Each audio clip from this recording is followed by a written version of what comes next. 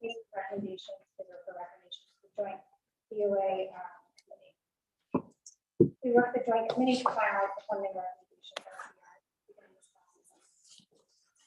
In terms of rejected applications, we had one application this year that was not considered for funding because the organization was not a nonprofit. And just to give further information about the funding percentage caps, for CDBG, public service has a 15% max of the overall award. Planning and admin has 20% max of the overall CDBG award, and hardware has no cap. ESG planning and admin is 7.5% max, and shelter is 60% of the award, and prevention is 40%. Home planning and admin is 10% max, Chodo is 15% minimum, and housing development is 85% funding. And finally, Aqua planning and admin is 3% max, projects have no funding cap. So committee amendment rules. This may get a little confusing, so if we do get confused, just let us know. This is so good. HUD funds may not be revised to public service or planning and admin activities. So if it's not funded or spent within that fiscal year, it can roll over, but we cannot move those funds to public service, planning, or admin activities. Public service or planning and admin funds may be revised to hardware. So vice versa. Public service funds may not be revised to planning and admin, and again, planning and admin may not be revised to public service activities. Amendments to public service activities may stay within the public service category. Amendments to planning and admin activities must stay again within the same category. And all amendments must include a source. So if you're taking funding from one agency within public service, for example, you have to be taking it from a different agency to make up for that. Yearly unspent public service funds and planning and admin funds may only be used for hardware activities in the following year. Hardware funds may be carried over from year to year. And we'll go over that again more clearly before deliberation. That'd be good. Okay, so as Allison said, we do not have the final funding award, so we're using estimates. And basically, we're using level funding. So we have 3.8 million for CDBG, 1.3 for home, 1.1 for Hopper, and 320,000 for ESG. We still have some of the COVID-19 protocols in place during this process. All of our notifications were done through email. We have an extensive email address list, and postings on the city's website and newspaper ads. We have a designated email address on plan app and the correspondence related to the consolidated plan process. We also had a webinar for our informational meeting that was on December 7th, 2021, and we go over the application process. We did not make it mandatory just in case people had difficulty connecting, so we didn't want to exclude anyone who had internet trouble. And we had approximately 90 attendees. Applications this year were online, and we used the city's Bonfire Portal, which is our purchasing portal, and it seemed to be well received. The deadline was January 11th, 2022, and also we did offer agencies the option to submit in person by appointment if necessary. Again, if we were having difficulty uploading the Bonfire system. And there is grant management software that is available to grantees, which we're exploring that, and that would be very helpful to monitor this process. One other thing, we did update our citizen participation plan to include the use of virtual meetings when necessary. And all the applications, we do have them saved on the city network, and they're available for review if any of the developers would like to review the applications. So one of the other issues with CDBG is there is a timeliness expenditure requirement.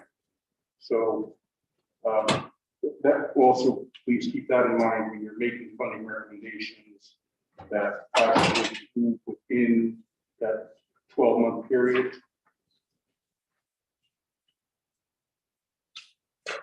Okay, that's pretty much it for the overview.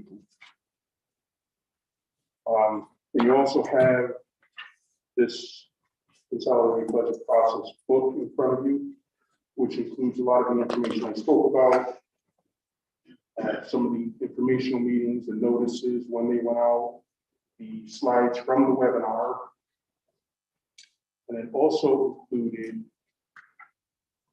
starting on page 62, is the estimated funding allocations, the reprogramming, and then on page 64 starts the mayor's proposed recommendations with the narratives.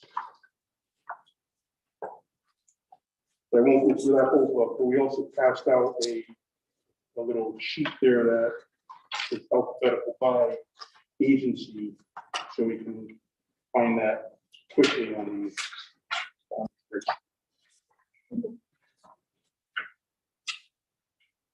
So any questions on the process? Are there any questions from members of the committee? Alderman Miller.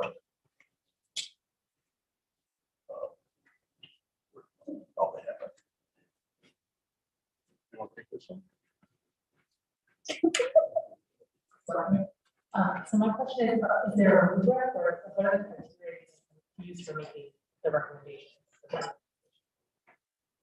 Well, we're looking at, first of all, we look at eligibility, make sure the project is eligible. You know, again, it's depending on the project, we're trying to use the funds for the highest priority. And, you know, the funding is limited. It's been being cut for 4 years now. Actually, hopefully we will be getting an increase next year. But it's very subjective, depending on the agency. So we don't have a set standard of how things are evaluated with funding. Just one thought. That's not by you or who actually makes the recommendation? No, this is the city coordinators and the mayor. They make the funding recommendations. So we'll let them know, the administration and the mayor know that, yes, this activity is eligible. It could be funded, but then funding decisions are made by the mayor. And so we just make sure for eligibility standpoints that they're able to abide by the guidelines of the federal government. We also talk about past performances, if they've perhaps not spent money in the past, or if they've not completed projects. We do alert the administration on that, so that they're able to make those determinations. And also depending on the amount they request, if it's something that is not going to be able to be done with what we are recommending or administration is recommending, we do have that conversation that perhaps it won't be viable to be able to complete the project. I'd like to acknowledge the record our majority leader, all pro. Any other questions from members of the committee? Vice Chair Whitaker. Thank you, Mr. Chair. Thank you for your presentation. How much funding has rolled over from previous years? And is that funding included in the budget before us, or So where is it? I'll refer to the program page 63. That's in your packet. Thank you. Ms. Felcher. Thank you, Mr. Chair.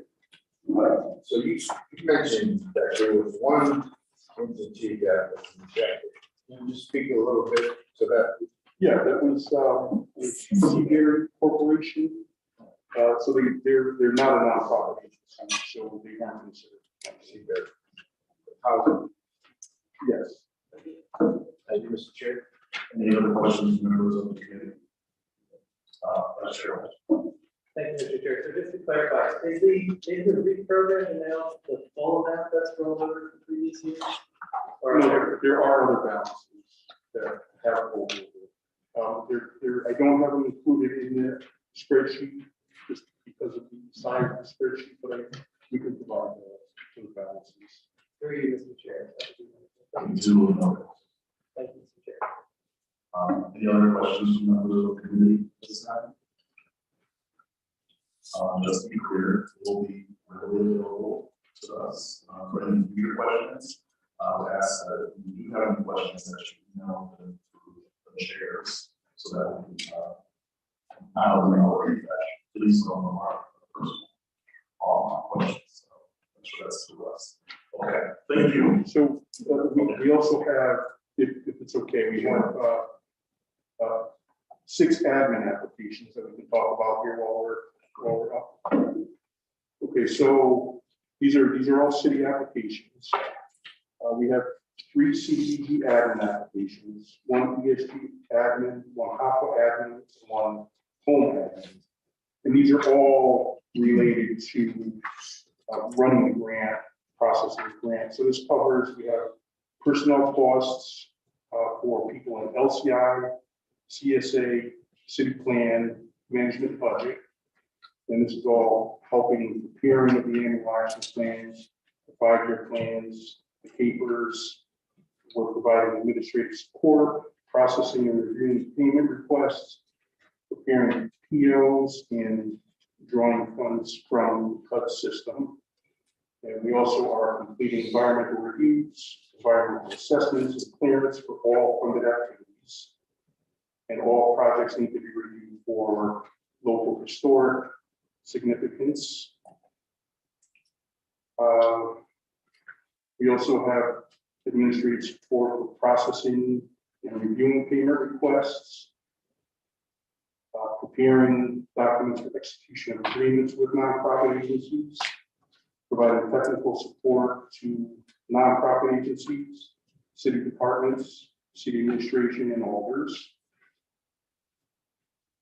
And also, this helps to organize the application process, including application development, public notifications, public meetings, and determining eligibility of projects.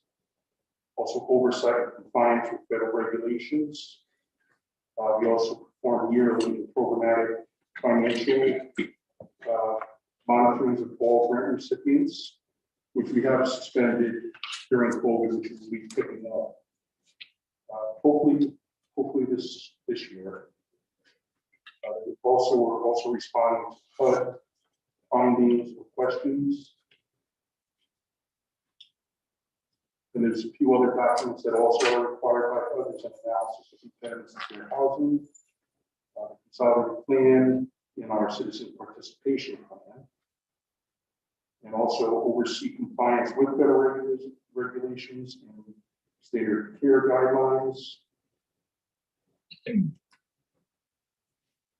some of the non-personnel items, advertising is a big expense.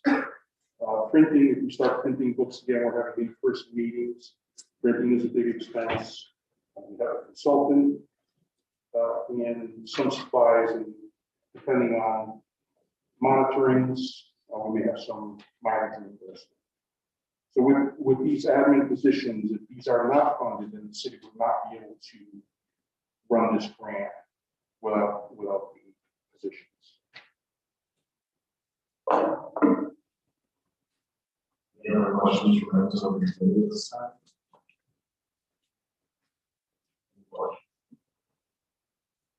Oh, Great, thanks everyone. thank you. Thank you.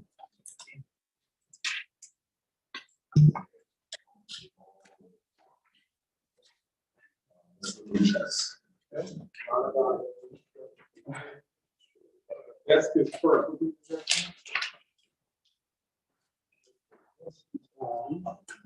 Two questions each.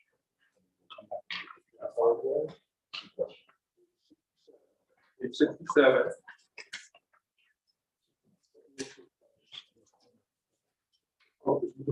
Yeah.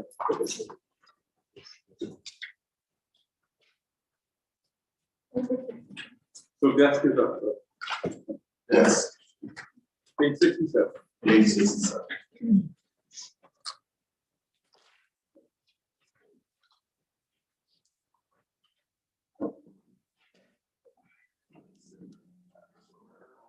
Administration, this microphone is voice activated, so you will need to elevate your voice and bring it as close to your mask as possible. Okay, sounds good. My name is Steve Worland, 24 Alden Ave. I think most people here are already familiar with Downtown Evening Soup Kitchen, but for those who are not, our mission is to serve people experiencing homelessness or living in poverty by providing food assistance and services that promote health, community, and equity. The project we're discussing tonight has to do with the building we purchased at 266 State Street. We purchased this building in December of 2020 with the goal of moving all operations over to there eventually, but not before we could open our drop-in center on the first floor and do some major renovations for the entire building subsequently. After moving our administrative headquarters over there in January of 2021, we moved quickly to do some minor renovations on the first floor and open the New Haven's first downtown drop-in and resource center in April of 2021. So we've been operating that just over a year now. This past winter, again, as many of you already know, we served as New Haven's cold weather protocol holding center for 43 nights over the course of the winter. So we were very proud to be able to fulfill that service. The capital project, it's a major capital project, the renovation of the entire building that will put a new kitchen, a commercial kitchen and basement. It will do some additional build out on the main floor where the job center is. It will put a medical clinic for the health center on the second floor and do some minor renovations to the office space on the third floor. All of this will be connected by an elevator or back of the building and modern HVAC system connecting all floors together. At Desk, we believe very deeply in a mixed source of revenue. So we have been bringing in revenue not just through city sources, but also through state resources. We've been soliciting for federal resources as well. And of course, we have quite a lot of private funding that's been coming into this 100% participation from board members, as well as our foundations and individual donors. I'll leave it at that, but I'm happy to entertain any questions that Thank you. Any questions from members of the committee? Mr. Kosher. Thank you. Thank you, Mr. Chair. So this year, you served over 2,000 people at this new facility. So that number is general for the entire organization. The new facility, since we opened in April, so I don't have the exact number off the top of my head, but it's under 1,000 for years.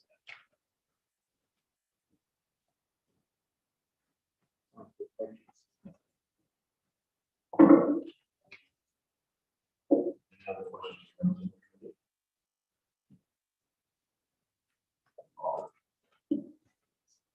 Thank you, Mr. Chair. I just wanted to ask a question.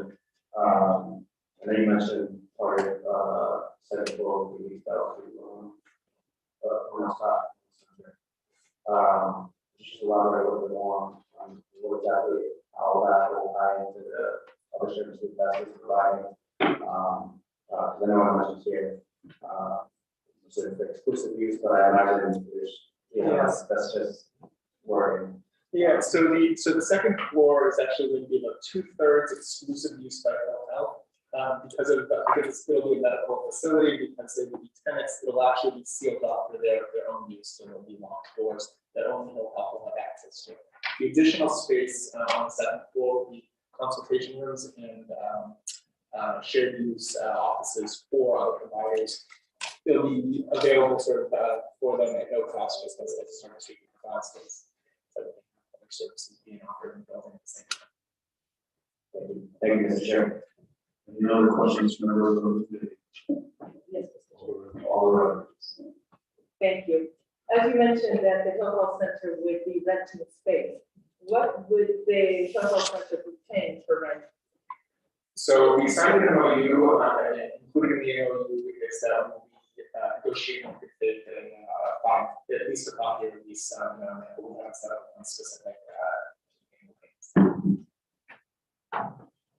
Do you know the second question? when that would be coming? Probably closer to after finishing I mean, we will say that the financial commitment to the project, but the portion of the movement for $150,000. So we have very much. Thank you. Thank you, Mr. Chair.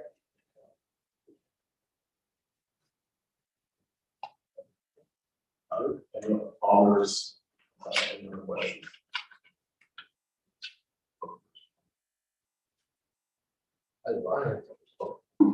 Thank you, Mr. Chair. So you said that you installed a commercial kitchen, So that's going to be part of the And that funding is coming from what you're looking for. So it's, we asked for 150 as part of the entire project. The entire project is, more because obviously it includes everything. What the 100,000 actually pays for depends on the time and the funding comes and the kind of construction as well. Thank you. any other questions? Seeing none, thank you. Thank you very much. Thank you very much. Schools. Next up is Columbus House, 66. Columbus House, page 66. Come on down.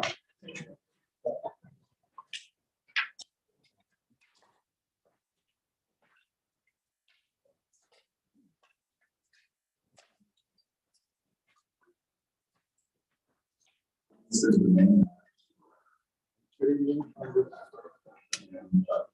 holds my phone is activated.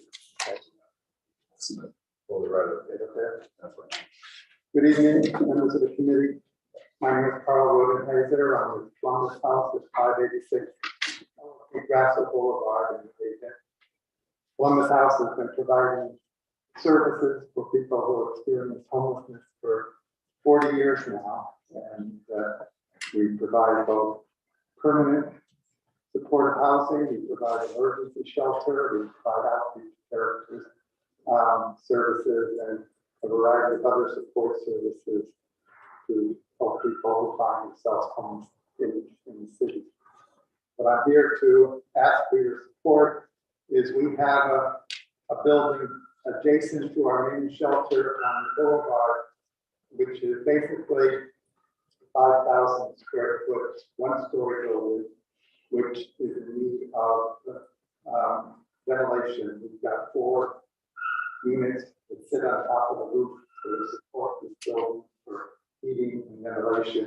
And one of those units is in need of replacement. We've been looking along with it, and we're hoping to have your support to allow us to replace that unit and allow us to properly ventilate the building. The building itself is primarily our base of operations for our case management staff who work with the homeless who are in our various buildings on campus. And we also have outreach staff who check out areas where homeless people may congregate around the city and engage those people.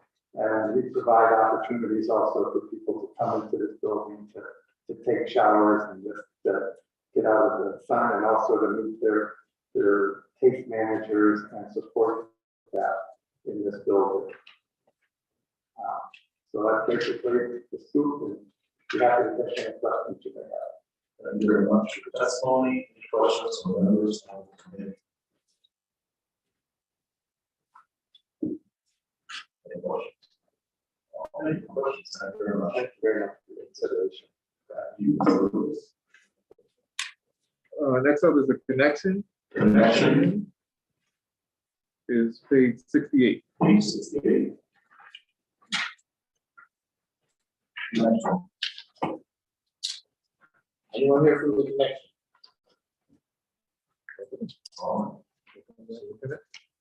So then we'll go to continuum of care, Continuum of care. 69 and 70. 69.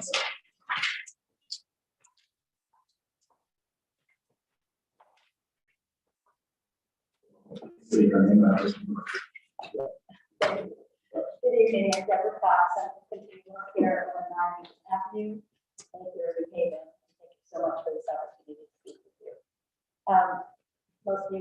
continuing care, but just in case you don't, our mission is to enable people who are severely challenged with mental illness, intellectual disabilities, or struggling with substance use and addiction to rebuild a meaningful life on the community. We have 56 properties all through Connecticut, probably 60% are in maintenance. It includes crisis housing, long-term and transitional housing, in-home services, wraparound services go with all that housing. We serve 2,000 people a year, and I'm here to talk about special population, which is veterans. We have 3 veterans programs. One has been around the New Haven for about 9 years. We just opened a brand new one. A brand new one on Norton Street here in New Haven. It's specifically for veterans who are struggling with major substance use. We have a collaboration with the VA. They selected us to open this house, and we went through major renovations. I'm here tonight to show you pictures. Show you this beautiful house that has 48 windows. Very old windows. The house is over 100 years old. Very old windows, drafty, lead, needs lead treatment. All 48 windows we need to have replaced, renovated. The project's approximately $90,000. We heard it. 90 for 48 windows. And they're huge. They're really big windows. Some of them are almost different. So it's a huge project that needs to be done. We need to keep our staff and our clients safe, and warm and energy efficient. So that's the first one that we applied for. We asked for your approval of that. The second one is a brand new, also a brand new house for veterans, specifically for veterans struggling with PTSD. This one underwent major renovations as well, and has not opened yet. They're still going through major renovations. And we simply asked for this third floor has no air conditioning, workable air conditioning. So I'm suffocated. We're asking to be able to implement an air conditioning unit. The total cost of that is approximately $15,000, and we asked for that. Between the 2 houses, the first house for substance use holds about 20 beds at a time. People go through it. They go through a program. It takes about 21 days for them to go through the program, and then they move on. So that means that we can serve up to about 250 veterans a year. The second house is a longer term PTSD, a little bit more struggle. And so it's a longer term stay. It's 4 to 6 weeks. It has about 9 beds. And it means that we can serve between 70 and 100 people a year. Ask for your permission or approval for this process. Thank you so much for your presentation. Any questions from members of the committee? Once. Sure. Thank you, Mr. Chair. Thank you for your presentation. I'm just wondering if you all have done any work with the Energize Connecticut program.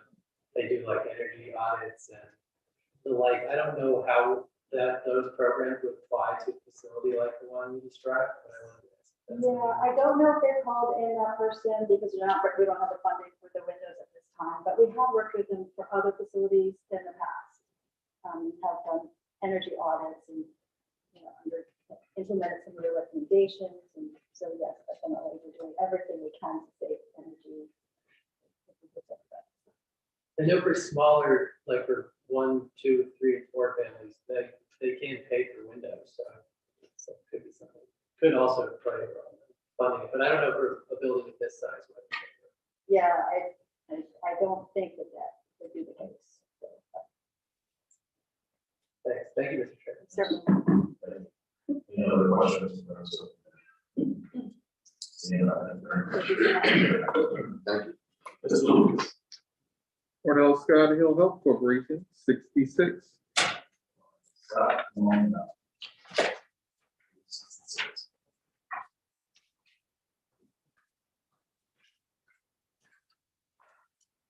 Please state your name and address for the record.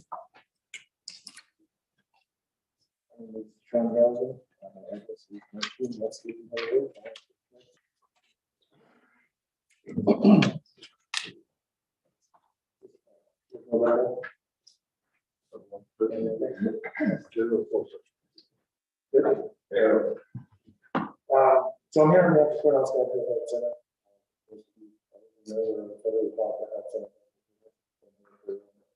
Years. The wide range of services for patients, including medical, behavioral health, substance use treatment. The project we're here to talk about tonight, we'd like to add some parking to our main location on Clemens Avenue. That will involve taking down a couple of properties that we own, 393 and 373 Clemens Avenue. One is a house, the other is an old warehouse. We'd like to take both of those down, they're both in disrepair. About the area and then pave it over to provide additional parking. So since things have kind of loosened up a little bit, we're seeing a lot more patient volume and a lot more people coming back in person. It's having a bit of a strain on that.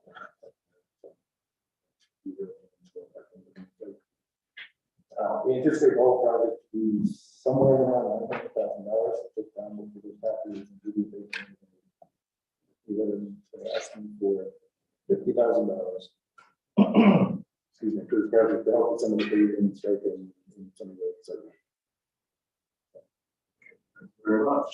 Any questions from members of the committee? Seeing none, thank you. Thank you. Gavin New Haven, page 67, Gavin New Haven, page 67. page 69.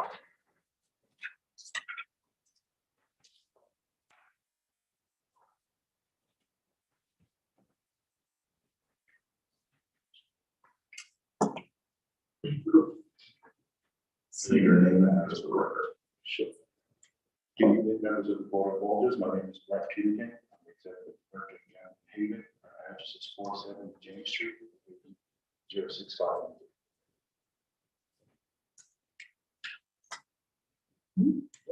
Sure. Thank you. Appreciate the opportunity here to discuss our proposal. Gavin Haven is seeking $40,000 of funding to support capital infrastructure investments across the various green spaces that we manage and support in the city of New Haven. Gavin New Haven is an organization that was born through the merger of the Haven Land Trust and Farms 2020. Essentially, our work responds to a philosophical question that we ask ourselves, and that's what can nature do? So, given the history of these organizations, we examine the challenges and the aspirations of communities, and we try to provide the resources of the natural world to address those issues. That includes community gardens, nature preserves, which provides access to environmental educational opportunities, but also contributes to the food system in the city of New Haven. We've come to realize that the community gardens that we manage and nature preserves are in need of significant investment. We want to make sure that our properties are not contributing to concerns regarding light and that they're well maintained and aesthetically pleasing to residents in the neighborhood. So we understand that that provides psychological emotional value to members of the community. Also, with the investment in these properties, specifically referencing the 30 community gardens that we're seeking to support, which are in predominantly low-income neighborhoods, we believe that we're able to increase the growing capacity of those neighborhoods by expanding the number of garden beds in those neighborhoods and essentially utilizing as much of the square footage as possible. We also want to make sure that these properties are inviting for members of the neighborhoods who have not considered community gardening or agriculture as something that they can incorporate into their lifestyle. By having a property that's well maintained, demonstrates that there's been a significant investment, we believe that it will attract additional members of the community to start growing their own food, which will offset food insecurity issues. Furthermore, given the impact that the traumatic impact of the pandemic has had on many residents across the country, not only in New Haven, as many of you may have come to notice, physicians are prescribing nature to address some of the psychosocial traumas associated with being sheltered in place, but also there's significant evidence, corpus of research that speaks towards the therapeutic benefits of spending more time in the outdoors and the myriad values that it brings to individuals who are able to spend at least 20 minutes outdoors. We manage 6 nature preserves, 3 of which have access to them via walking trails. These trails need to be maintained. We'd like to incorporate new signage that will essentially convey the environmental factors and the biodiversity regarding wildlife and the plant species, the native plant species that exist on our preserve in the city of New Haven. In that sense, as a land trust, we're quite unique in that we're an urban land trust, and we contribute towards the green spaces, a number of different green spaces in the city of New Haven. We want to diversify the access to those green spaces and get more Black and brown community members out into the natural world. And we believe that by doing so, we first must show that there's been an investment, and that these are experiences that are vital, but also facilitated.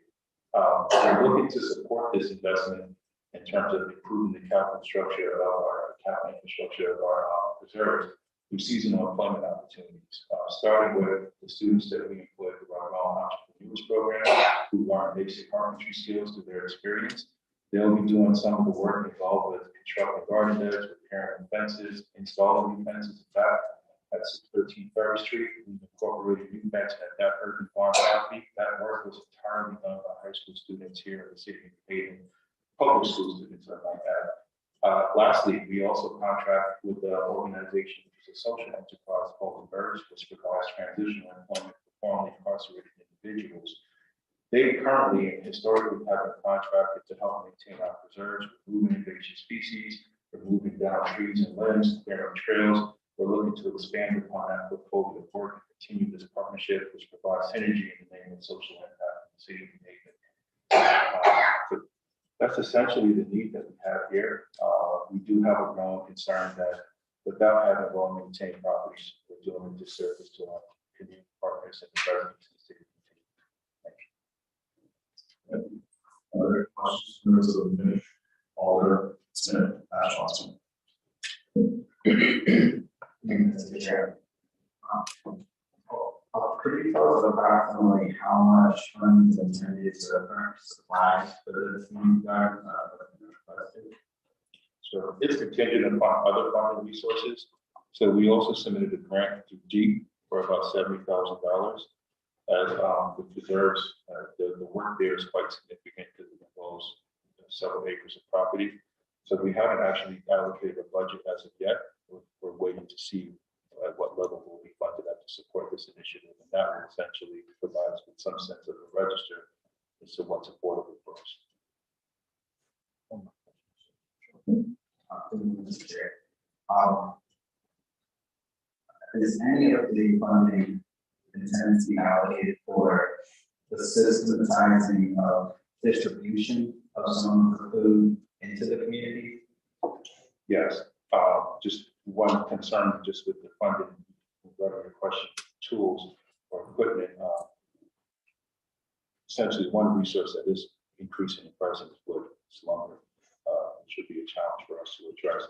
But the goal with the community gardens is to encourage community gardens to adapt to a different form of gardening. So some of the gardens you may have seen have plots in which an individual or family can grow what they need, essentially in perpetuity. We provide the resources for those gardens.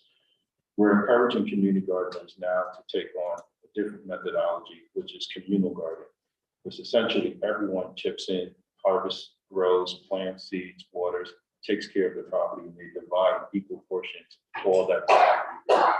We believe that this will allow a larger group of residents to be able to take advantage of the community gardens using the communal garden methodology. And lastly, we're encouraging gardeners to engage with residents who don't have the ability or the capacity to join in. So the equity is essentially through sweat equity. So what you get out of the garden is based upon what you put in it.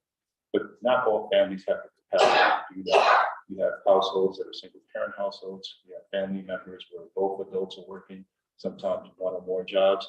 They don't have the time to get out in the gardens. But in the name of a community garden, we believe that it should provide value beyond those who are actively in that space as well. And we believe that the communal garden methodology lends itself to that. Any other questions from members of the committee? Alder Smith. Thank you, Mr. Chair. Thank you for the presentation. Just had a quick question.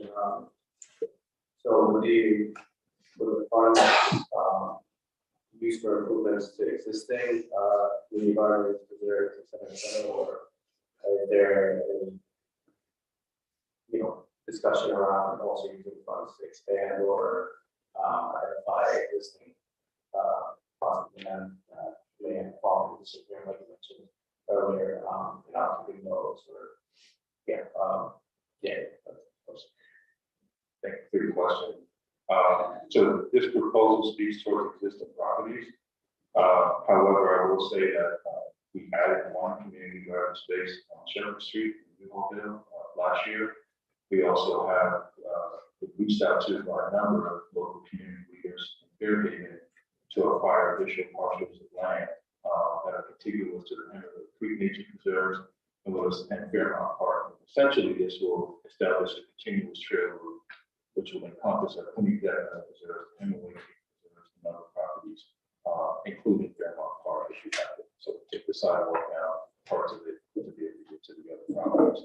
We hope that by investing in the gardens, we will encourage other residents to want to get involved with community gardening, given its myriad benefits, and we believe that that will increase and play a role in increasing the demand to remediate vacant lots and to turn them into vibrant and verdant green spaces.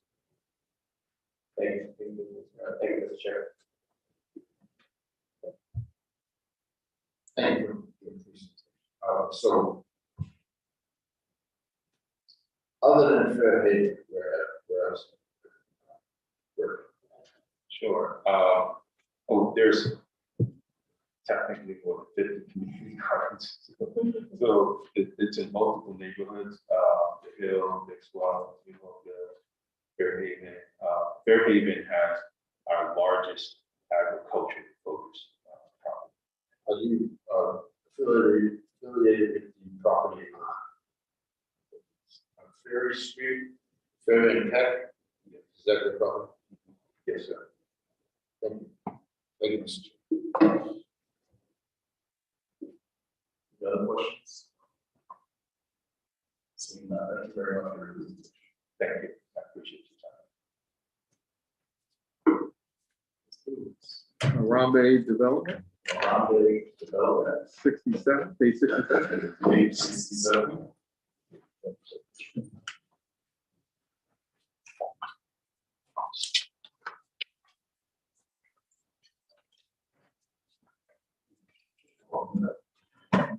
Please say your name and address.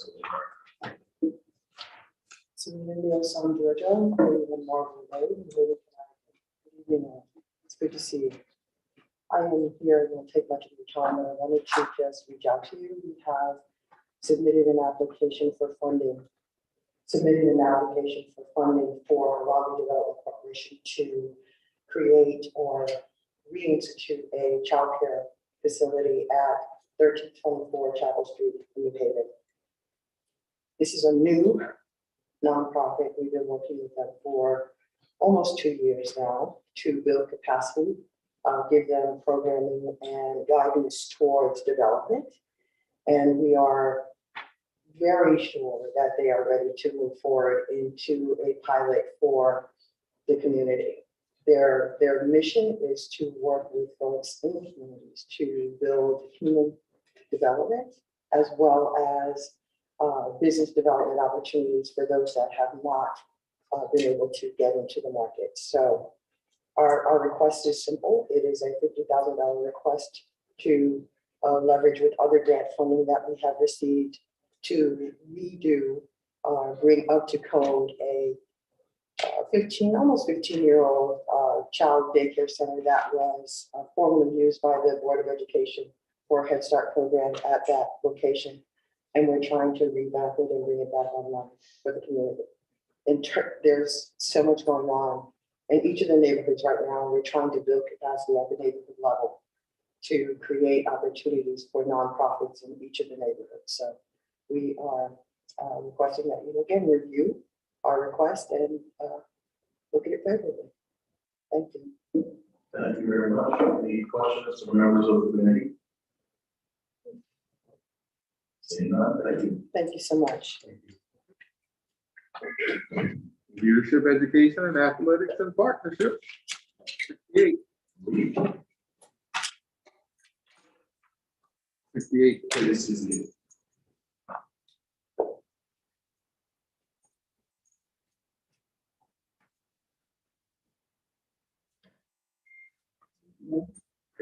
state your name and address for the record. My name is Henry Hernandez. I live at 89 East Pearl Street in Fairhaven and 14. So to the chairs and members of the committee, I serve as the executive director of LEAP. And we spent a good amount of time working with the Board of Alders on in our work at the Q House. It's probably the best known community center that we manage. We also manage another community center. If the Q House is about 6 months old, the community center at Jefferson Street is now over 100 years old. Probably the longest.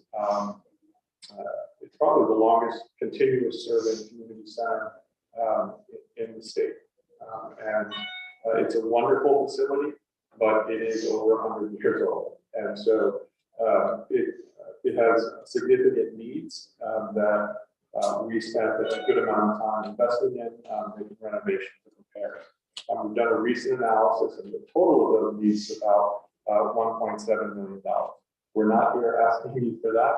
We're seeking support, particularly for repair of the dance studio and gymnasium floors, which have been damaged because we have a very old roof, which we're currently, it's actually under renovation right now. But there have been leaks over years that have damaged the dance studio and the gym.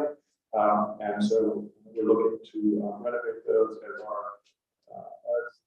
the repairs of the roof are finished. We also have HVAC repairs, because many of our HVAC units on the roof are quite old, and so we need to make repairs on those. And we have repairs that are necessary with regard to our kitchen. So we have a teaching kitchen in the space, which is again very, very old and is just starting to come apart. Other renovations that we're looking to make include replacing all the windows in the building and significant repairs in the classroom spaces as well. So I would say it is an amazing facility, and it's one that would probably cost $30 million to build new today. So it's something that we really believe it's important to renovate and to maintain. We've been there for 25 years, and it's been a joy to be there. For folks who don't know it, it has a full gymnasium. It has a 20-yard swimming pool. We probably teach more kids to swim than any place in New Haven, and particularly we're proud of who provides our services. So we're also the largest employer of young people from the city of New Haven. This summer, for instance, we'll have about 150 New Haven young people from New Haven who will be employed to work with around 900 children. So we love your support. We're very honored that we made it into the mayor's recommendation. We certainly could use more than is in the recommendation, so we respect the recommendation, but we would certainly appeal to you to consider what else you might be able to do. I'd be happy to take any questions. Thank you. Thank you for your presentation. First of all, I want to say, I almost learned how to swim with I was young, I didn't know. I jumped in the pool and almost drowned. But I started. But anyway, that facility, mostly, is it also open to the general public? General community? Yeah, so there are some things that we do that are open to the general community. Probably the biggest one would be swimming. We've been slowly reopening the swimming because of COVID, and so we're just trying to figure out how to do swimming safely. So we've reopened it to teenagers. We're going to start evening swim classes. Those are open to the public. We do some other activities and events that are open, but it's largely because it's not as big an open space. It's largely one where we do work with kids who are in leave. And so there'll be about 1,000 leave kids who will go through the building over the course of the next year. And secondly, just how many people do you employ at that facility itself? So we technically say that everybody who works for us works out of that facility. But I guess I would say that there's probably about 15 to 25 people, depending on how you count it, that are based there. We run programs as well in 7 New Haven school sites. And so in each of those school sites, we have a site coordinator, and then we have 10 high school students, New Haven high school students, and 10 college students who work with us in each of those sites. And obviously, we have the Q House as a site as well. So that is kind of that's the place where people get their checks. That's the place where most of our staff have offices, even if they work in another location. Yes. Thank you very much. Appreciate it. Absolutely. Thank you, Mr. Chair. Any other questions or members of the committee? All right. I also know a pool as a common counselor many years ago. It's really the only pool in the Fairhaven, and I know it's been in and out for years with different maintenance. I wonder if you could speak to that, as I think it's really important. Yeah, that's a great point. I think there is there are also 2 school-based pools, and probably the most significant of those is at Johnny Martinez in the neighborhood. There's also one at Conti. So some of us would call it Fairhaven, some would call it Fairhaven. And certainly the Martinez school is a great pool for teaching kids to swim. And Parks and Rec, which is no longer called Parks and Rec, runs a very good swim teaching program there. At Jefferson Street, it is a very interesting pool. So first thing I would say, in terms of its importance, an African American child at the age of 10 is about 6 times more likely to drown in a swimming pool than a white child. And that is driven, frankly, just by access to learning to swim. And it has to do with historic discrimination. It's really important to us, not just that we teach kids to swim, but we also teach kids to be, teach older kids to be lifeguards and swim instructors, so that young people from the community are the ones who are teaching in the community. So that's very important to us. I would say because it's old, it doesn't really have a true shallow end, and so teaching kids to swim is really important. We've also tried some new things recently. We did some water polo classes with a local water polo club, trying to give kids new ways of thinking of swimming. But I guess one other thing I would say is swimming. There's a lot of things we can't figure out exactly how to fix them. But what we know about swimming is that if we teach kids to swim and they become good swimmers, they'll make sure their kids learn to swim. It's one of those things where you can fix it for generations by investing in it. The pool right now is under. We actually are running classes there, but we have an issue with the ceiling, where the pool is 93 years old. So it's a really old swimming pool, and part of the ceiling is coming down. So we have a construction company that's working with us on making that repair. And then we have a big repair we need to make in the basement where the pool is balanced and chlorinated and water is pumped through. We have like a 93-year-old water balancing tank that's made out of concrete, and that's begun to fail. As we make that, that'll be about an $80,000 repair that we'll need to make. So we'll be coming back to see you guys in future years as well. Okay. Any other questions? Yes, Mr. Chair. So you did mention that statistic that we are all aware of. For the families in the communities, what is the cost for children and families to be able to utilize the pool and learn how to swim? What is the cost of families?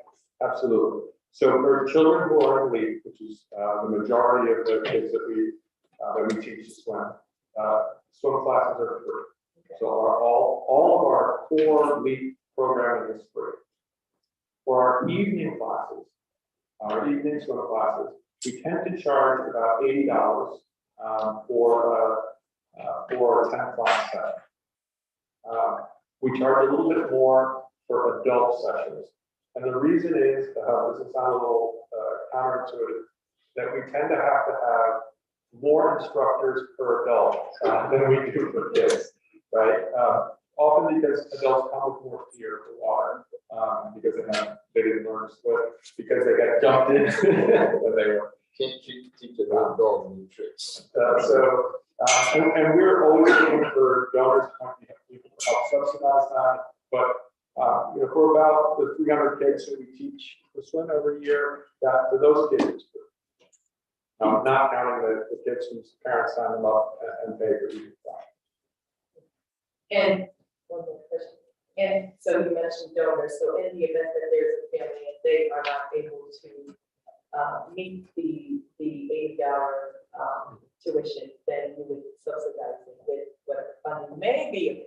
We probably wouldn't talk too much about it because it is one of those things where, but it is the case that we're very creative in finding solutions for families, whatever needs. And but again, what we would probably do with that family is that we would find a way to get their kids into league, and then it would be free for them. Thank you so much for that. Absolutely. Thank you, Mr. Chair. Any other questions? Thank you for your presentation. Thank you, Mr. Chair. Sorry if I missed this, but what was the total project cost? So our total project, not what we put in for in terms of the request, is between 1.7 and 1.9 million dollars. So to fully renovate the building. Thank you, Mr. Chair. Any other questions from colleagues? Any other questions? I see none. Thank you. I will say that you guys are much warmer with me in this role than back when I used to be developing.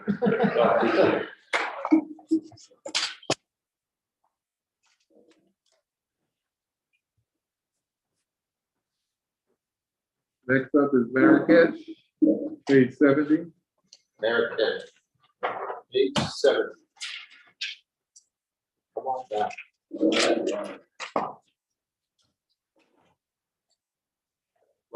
Name and address for the record, please.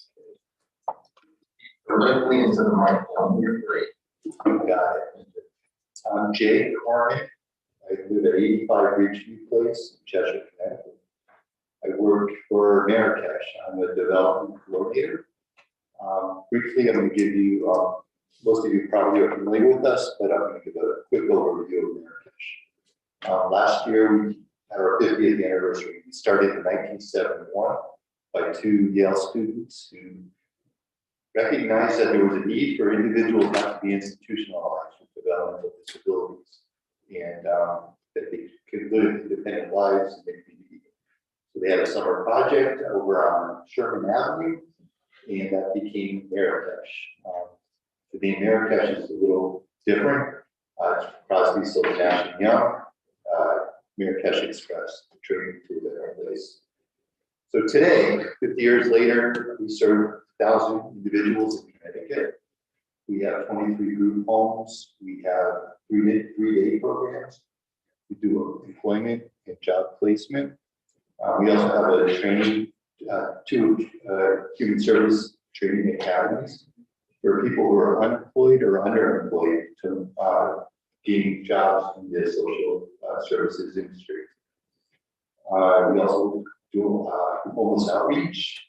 We have a Take Initiative Center on the corner of Brownell and Whaley for folks who don't have a place to go during the day.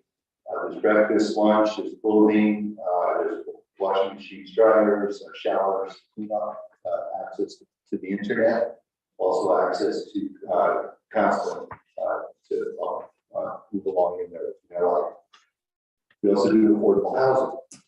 So what's interesting is that our division of our founders was we will meet the needs of the folks who come to us.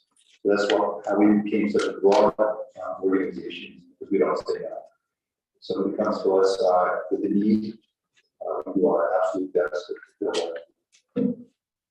So today I'm here to ask for $15,500 for one of our homes located at 85 Eaglewood Place here in Haven. It's a group home. We have 5 individuals living there. What we're requesting help with is to replace the windows, which used to be a common theme tonight. They're single pane wood sash windows.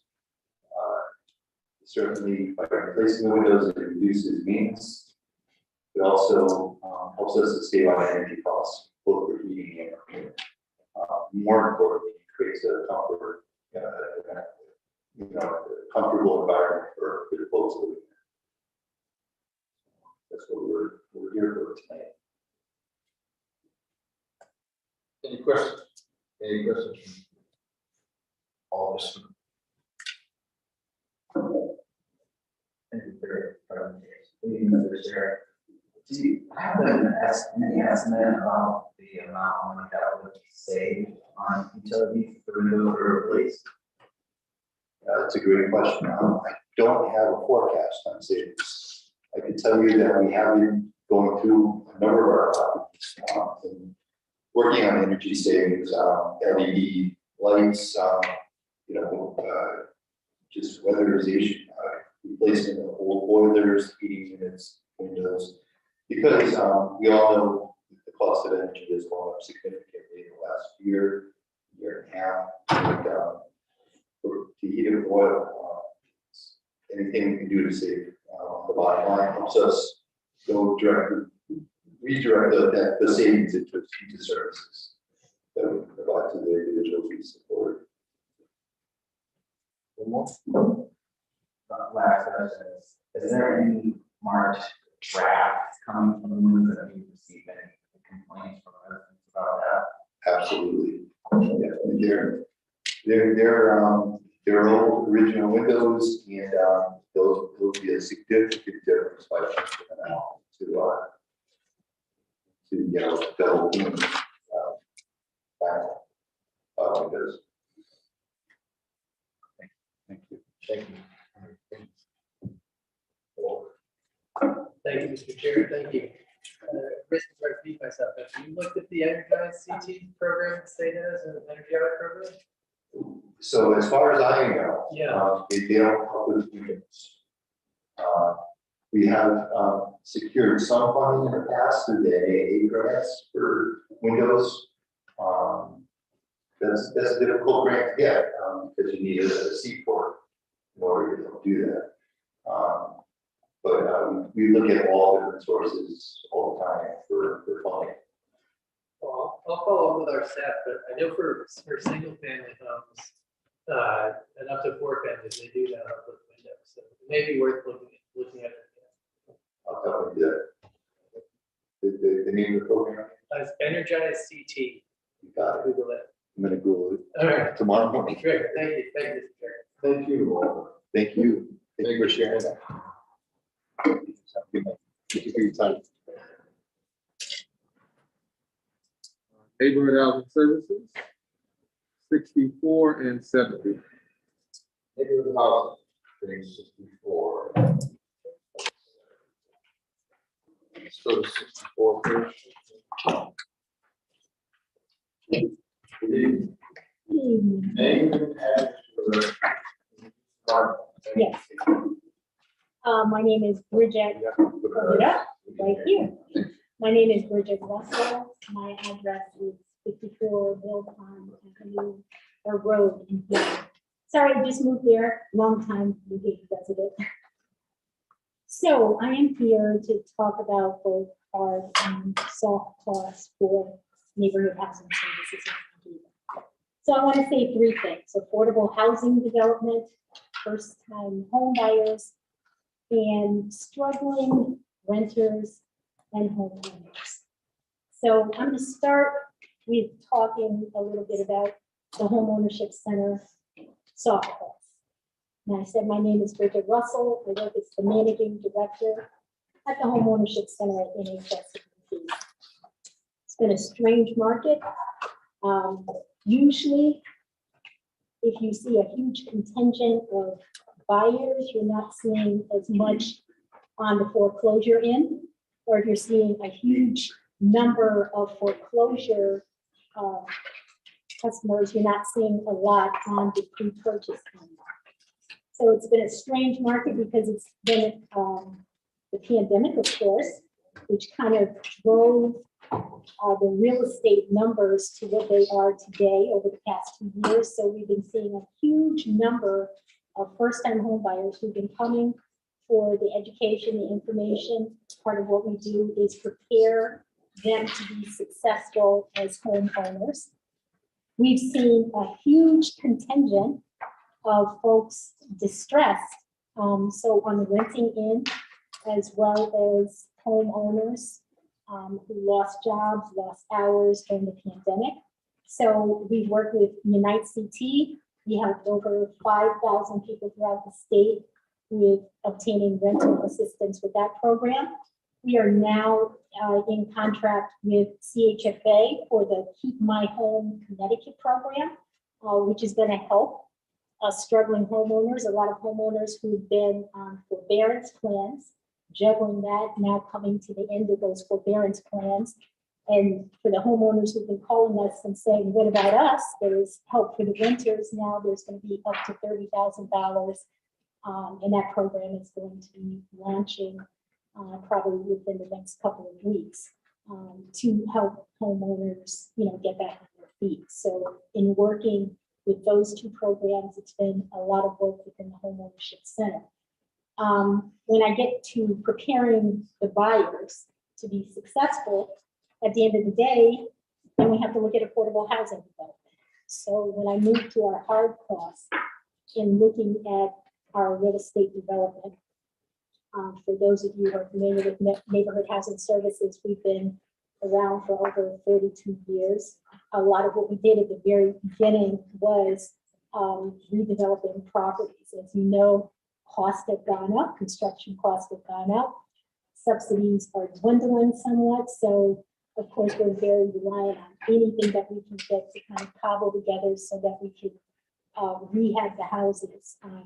This year, we're actually hoping to work on a house on 470 Howard Avenue. We're in close negotiations with Home Inc. I think we're at the point where we're coming to a meeting with minds about that particular single family house that we'd like to develop. I know we're working with the city on 27 Frank Street. We've been approached by a neighbor in one of the areas where we've done a lot of work on Lilac Street in New Home as well.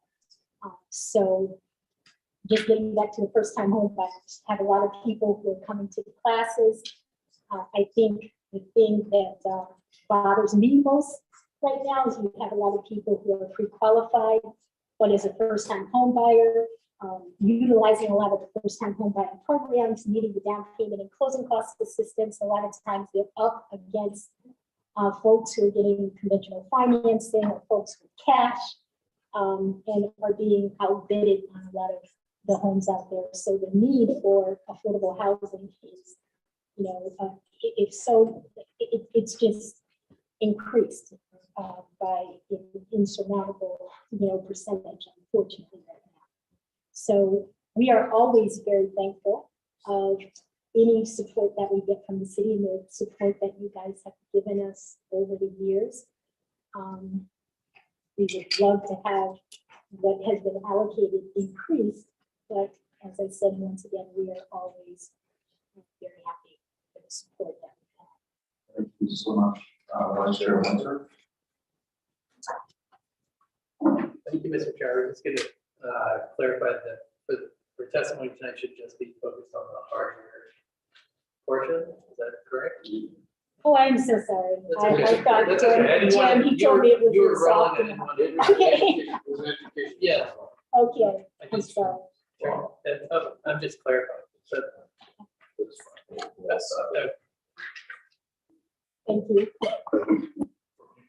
yes, exactly. Going for it. Any other questions? Thank you so much. Thank you very much.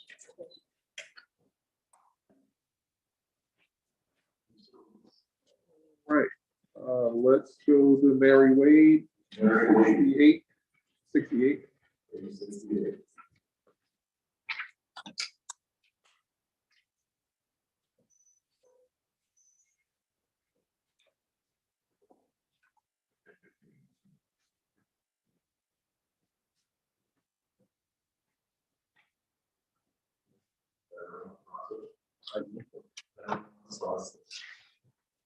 So you name that address over. My name is David Hunter. I'm the president and CEO of Mary Wade. My name is David Hunter. I'm the president and CEO of Mary Wade and Chapter Place in Fairhaven, Ward 14. And I'm here to discuss our request for $27,502 for window replacement of what is our legacy building, the front building at the corner on Clinton Avenue, which is 50 years old.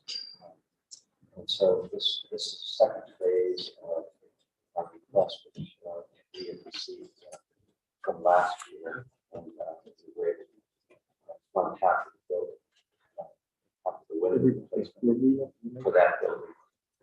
In addition, we've also received $23,500 through neighborhood assistance tax credit grants to supplement this project. This building was built in 1870 and 1890. It houses up to 45 older people who require supportive services, and the majority of them are funded by a state program that pays for this particular level of care.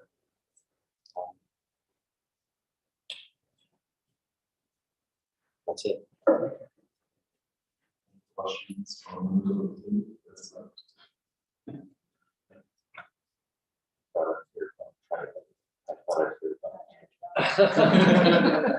I think it made the point.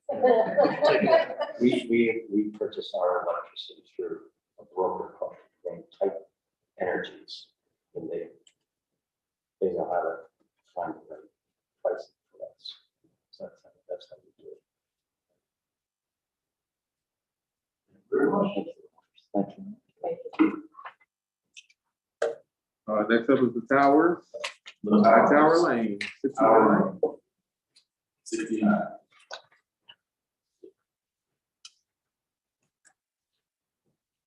This is the address book.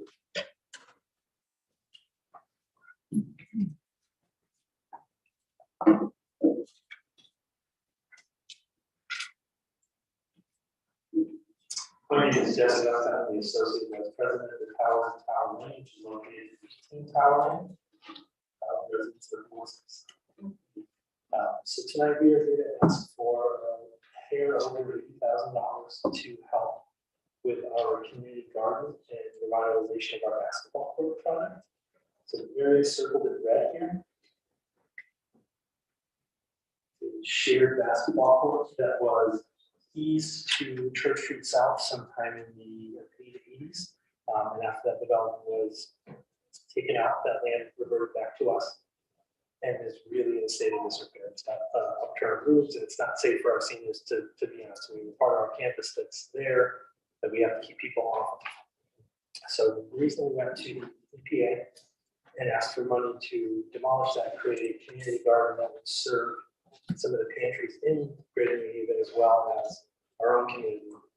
And we were awarded $75,000, but it turns out the EPA won't fund actual demolition. So their funds will serve for oversight, some of the admin stuff, and the actual building and construct, but they won't do demolition. So we're here asking for funds to actually demolish the court. And the goal of the project would be to create several raised bed gardens that are ADA compliant, so wheelchairs can pass back and forth. Several that people can wheel right up to when you gardening. And we'll create outreach in the community with our partnership with Jewish Family Services to take some of those foods and herbs and bring those that we don't use or can't use to local food kitchens and pantries through their network. That'll help with food insecurity. And through our full-time volunteer coordinators, Power Space for our funds, we'll recruit volunteers to come in, partner with our seniors, and also develop some intergenerational programs with some regional schools. And we will grow herbs and vegetables and fruits. And then through our partnership with Morrison Senior Dining, which is who does food, they will do education programs to teach our residents and anybody else who'd like to attend about the foods and kind of do their teaching kitchen. And then the ultimate goal of that would be to create a safe space for the entire neighborhood to enjoy. The way the basketball court is positioned, it's right by where the Orange Street kind of redevelopment passes in, also where that boulevard. It's going to go through the Church Street South properties once those buildings are. So it really is kind of the last piece of the puzzle for that development up ahead. So we really want to make sure that we are keeping up and can have that be a focal point rather than an area of urban development. Thank you. Any questions? Members of the committee?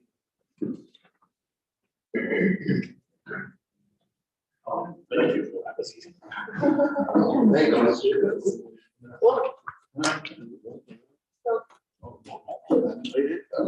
actually, thank you. Thank you, Mr. Chair. I know that there was a gentleman here regarding, I can't remember his name, he just left, regarding the community gardens. Have you thought about, and he did a great presentation connecting with him. And you did mention the possibility of opening it more into, the community that you are in. And so, possibly connecting with him and seeing how we can get more seniors out there, because they're looking forward to a kitchen where they can have fresh fruits and vegetables. So just food for thought. Excellent. That was just my comment. Thank you, Mr. Chair. Thank you very much. Thank you, Ken. Boys and Girls Club. Boys and Girls Club. Page 66.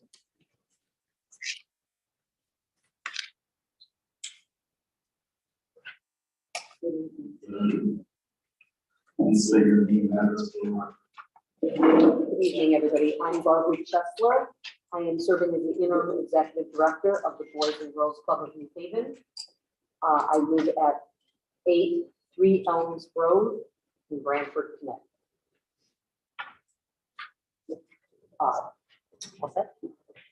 Thank you very much for having me here this evening. I'm here with a significant request, we understand that, of $270,500 to replace our flat roof. I don't know how much you know about the Boys and Girls Club building or program in the last 5 to 10 years, but sadly, the building has been quite neglected to the point that in 2019, we were going to close. That was a very unfortunate circumstance, and thanks to the City of New Haven and the Community Foundation of Greater New Haven and Boys and Girls Club of America, we've been able to stay open.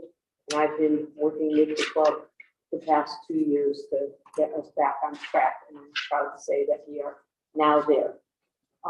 And so we have been moving forward. We've made, I don't know how many of you have been to the Boys and Girls Club, but we've made numerous changes to the building. Most recently, we took a very long time unused boys locker room and converted it to a beautiful art space. But sadly, even the day of the dedication, it was pouring rain and we had leaks coming into this beautiful new space. So we are desperate for a roof. I don't know much about roofing, but it's been explained to me that the building was built in 1989. And this roof was meant to last 10 to 15 years. We are obviously significantly past that point of time.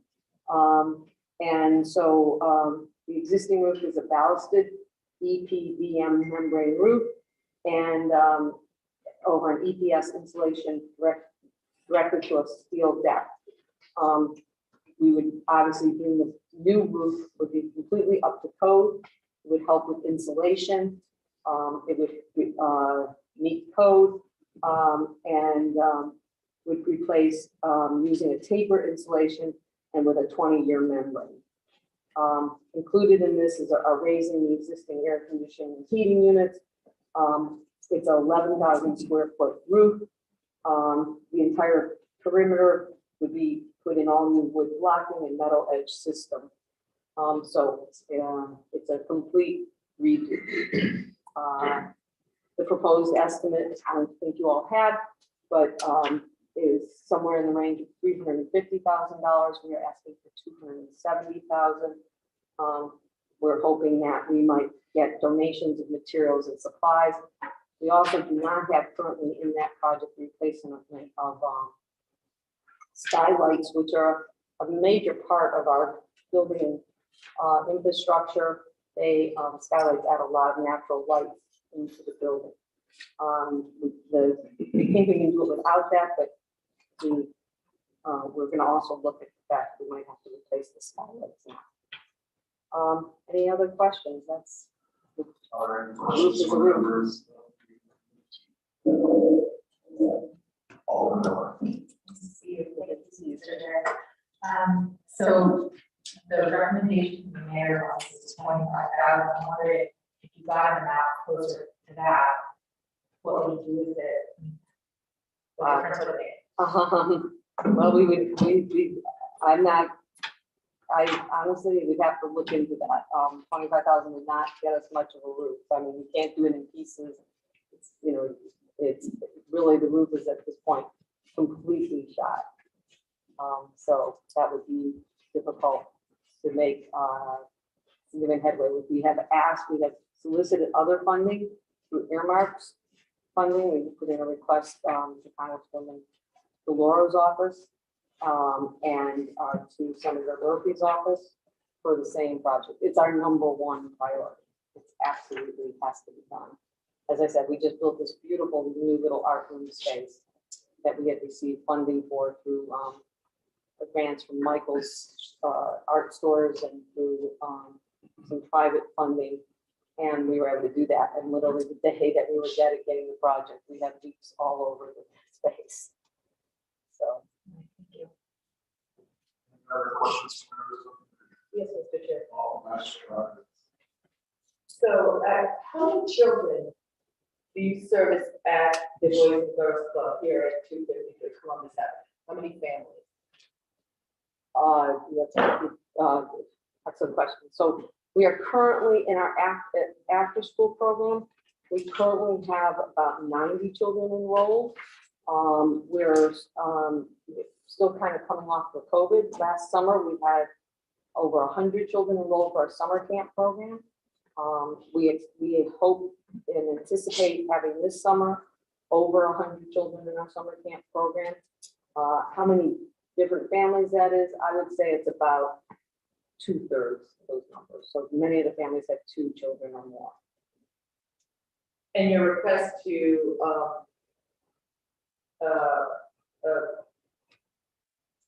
how this Rosa DeLauro just went it, correct? 3 weeks ago? Okay, yes, okay. Yeah, that's the something. So I just, and one more question.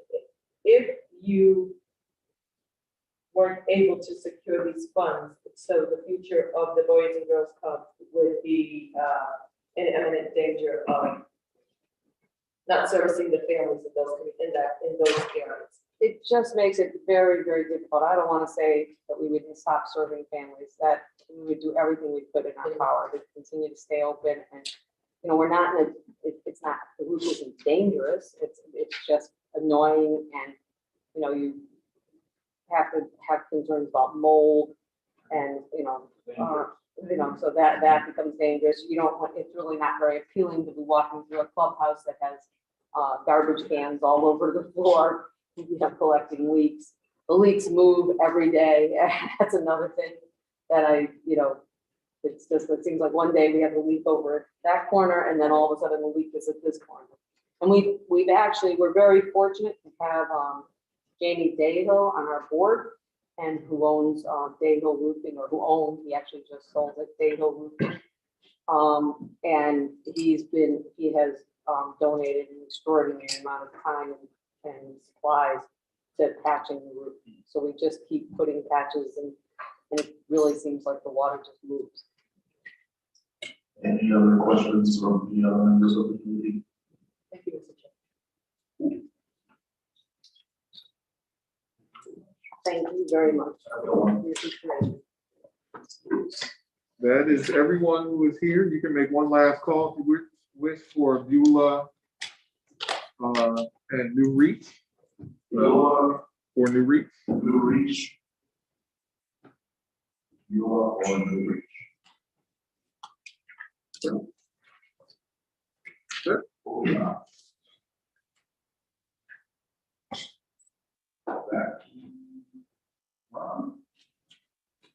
City Council, city activity test. So I think we're going to start with elderly services. Elderly services.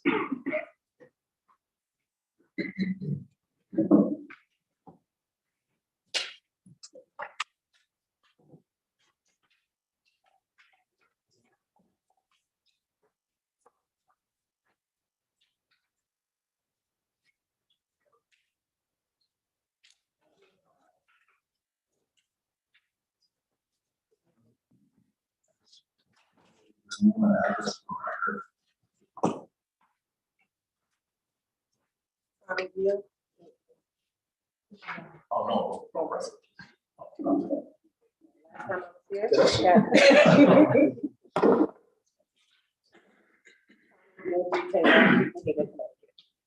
Maybe we'll all 15 minutes.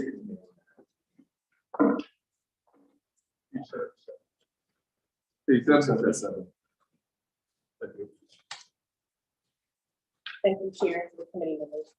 So this evening, we are to discuss the elderly services and looking for funding to continue supporting the programs that we do. Our goal is to promote involvement in our senior centered activities and the program as a means of lessening the effect of the isolation and, when possible, a viable alternative for them being at home. We want to make sure that we are able to continue engaging our seniors, not just in the centers, but in the community as well. And so we have key components that we like to service them with. And some of those things include having a senior volunteer of the year luncheon, where we involve not just the senior centers, but the seniors as a whole, as a community, where they're able to make recommendations of seniors that they live with, that they engage with, and that they support. As well as our Connecticut Senior Day at Holiday Hill, which is a really big turnout. It's a really big event that they're already looking forward to, that will be taking place in August. The third big event that we have, these are our signature events, which is also the Connecticut Day after Big E, and making sure that seniors can involve themselves in that and participate in that event as well. And the fourth senior event, which is one of the signature, is the apple picking and shopping event that they have at Bishop Bush. And so when we think about funding, we want to make sure that we're able to still include those activities, but in consideration to coming out of COVID-19, our numbers for our seniors have begun to increase. Seniors want to get out more. And it's not just the 65 and older. We're now engaging more of the 55 to 65-year-olds that have not been as visible in our senior centers. And so when we think about these activities, we're reaching a larger. Thank you. Any questions from members of the committee? Seeing none, thank you. Thank you so much. Rob. Economic development. Economic development.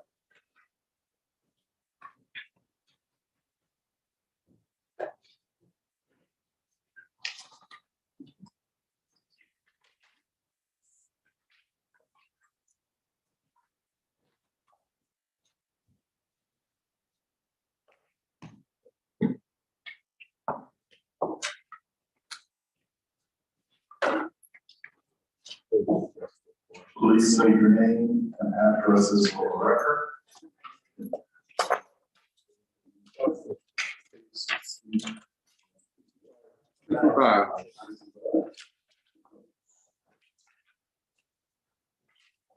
Good evening, Mr. Chair, members of the committee. My name is Michael Piscatelli. I'm the Economic Development Administrator for the city, and I reside at 353 South Street. Kathy Graves, Deputy Director, Economic Development, 257 Stevenson Road. Just want to start by thanking the committee for the time and the extra attention, particularly to the community projects. It's very important to city staff as well to hear and really be inspired by what's happening in our community.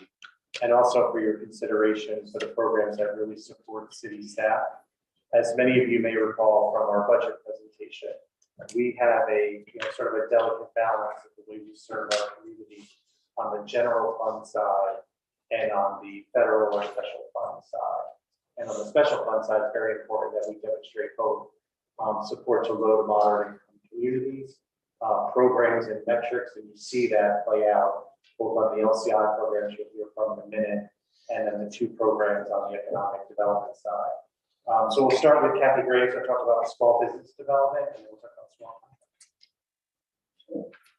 Good evening. Thanks again for hearing us and listening to the things that we've been doing for the New Haven community. I just want to start out by saying that the programs that we offer currently are the only ones in the state. We're the only city in the state of Connecticut offering this type of program. And we provide technical assistance training, access to capital, networking and mentorship to small businesses, including startups. Our program participants learn the fundamentals and the responsibilities and the challenges of running a business. We have experienced volunteers throughout the community that are the instructors in the class, and we've had quite a bit of success. I'm just going to highlight some of the things that we've done.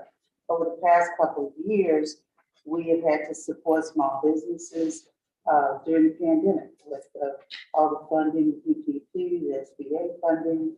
We also, in collaboration with Community Foundation of Greater New Haven, we have the partnership loan, which is a loan for small businesses, 4%, $25,000 is the max. We have our program, DNA of an Entrepreneur. In December, we had 37 graduates. We have a graduation on Monday, May 2nd. We will graduate an additional 21. And I'm happy to say that in this class, we have 6 inmates. They participate in 2 of the prisons. To date, we will have had 13 inmates graduate from our program. And the idea is within 6 months of them being released, when they come out, we help them start a business. They have everything that they need, the support that they need, with the exception of credit. So we help them get credit. So I've identified funding pools so we can help them get started. We have a very strong relationship with Goldman Sachs. We have a monthly workshop with them, and when they market the program for our workshop, it is Goldman Sachs and SBRC, City of New Haven, SBRC, and that goes throughout the United States. So we're partnering with them to offer this monthly workshop. It's not the only one that they do, but it's the only one they do in Connecticut with us. And as you know, we have Holiday Village every Christmas, and it's an opportunity for those entrepreneurs that work out of their home to get exposure and get some walk-in traffic. And many of them don't have the opportunity to have this type of foot traffic until they come out in December, and we're very happy to do that. Last year, we also have produced a video of the City of New Haven. So if you go on the website, you'll see the video, How Do You Do New Haven? And that's something that we did for bringing small businesses back to the city and supporting all of the local restaurants. We worked on a few of the CARES Acts this year. $153,000 was given out. To date, we have seen 82 new clients, where 21 of them are in the DNA program. We continue to work with new clients, and we've worked with 15 existing businesses to date. So we continue, and our program, iHaven, We introduced that a couple of years ago. Haven has 32 companies that they've rolled out. 72% of them are female businesses. They've had 120 hours of instruction and over 300 hours of mentorship. And we continue to grow these programs. And the prisons that we deal with is McDougal Walker, Cheshire Correctional, and Hanson Youth. Hopefully, we can develop a partnership with the Department of Disabilities and Elderly going forward. Okay.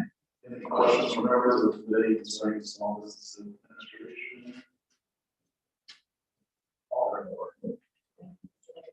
Just wondering, into the presentation, if you know how it's, or in general, I didn't know detail.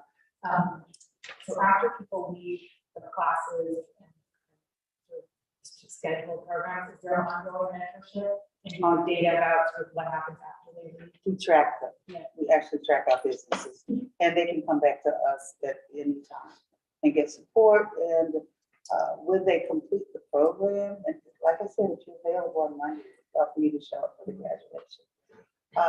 They have a complete business plan. So if they're ready, we can take them and give them some capital to get started. Any other questions? Alder Sherman.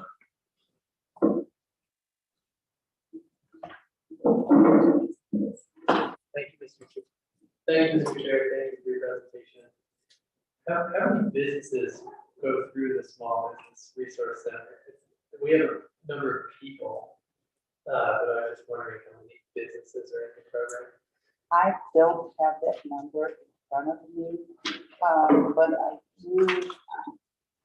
I can tell you, well, over the past few years, 2 years, it's been rather high simply because of the pandemic. So we had over 70 businesses last year, fiscal year 21. We had over 70 businesses go through. On average, I must say, we talked to at least 35 existing businesses. And how many of them are new businesses versus businesses that are getting ongoing support and consultation? So we had 11 new businesses business starts for fiscal year ending FY 21. We had 11 of them start. And I think that it created about 13 jobs. So that was as of June 30th. Many of them that go through the program start their businesses after about 6 months. Thank you. Thank you, Mr. Chair. Any other questions from members of the committee? Alderman Bismarck. Thank you, Mr. Chair. Thank you for the presentation. I'm just really wondering if there's a comprehensive or comprehensive survey mechanism, way to gather feedback from the folks who go through this program, through the various programs, in order to make sure that we can identify areas of need, identify places where the folks in the city are doing good, and to get So we don't have a written survey, but we tend to do it in class. We asked them what would they say was the highlight of the class and what else they think that they would need, or what other support they need. We asked it during the class so that we can make adjustments for the next class. So we have a very comprehensive curriculum. Thank you, Mr. Chair. Any other questions from members of the committee? Alder Sherman. Thank you, Mr. Chair. One more metric question. Do you track how much capital businesses that have gone through the program raise? How much they raise or how much we provide them with? How much they raise private funds after during being part of the program? So we don't track their revenue after they get started. We track the capital that we provide them to get started, or the capital that the existing business is required to continue with their growth. but not for the revenue once they start. Okay, but, and do you also track private funds that they're attracting, private capital that they attract? So we don't, these are new businesses, and when new businesses get started, they need capital. Capital that we provide them with through banks and CDFIs. But once they start growing, we don't know where they go for additional funds. We track what we support them with. Thanks, I think that answers my question. Thank you, Mr. Chairman. Seeing very much. Thank you. Just to follow up on Alder Winter's comment, sometimes some anecdotal does help though, and for the alders to feel the impact of those programs. G-Shine, the cleaning service, Edible Couture, Woody's Wings, more and more little bit came through the program. Just to, these are brick and mortar doing really well. And in their categories, the quality, which I think sometimes it's hard to measure that financially, but if you were to go to Ricky D's, good as anyone, right? And it's a graduate of the program. The second one to bring to your attention today is our small contractor development program. Again, capacity building type effort for us. Request in the budget this year is for one full-time outreach coordinator, which at salary and fringe is $71,646. The goal out of this program is to serve 100, 150 contractors per year.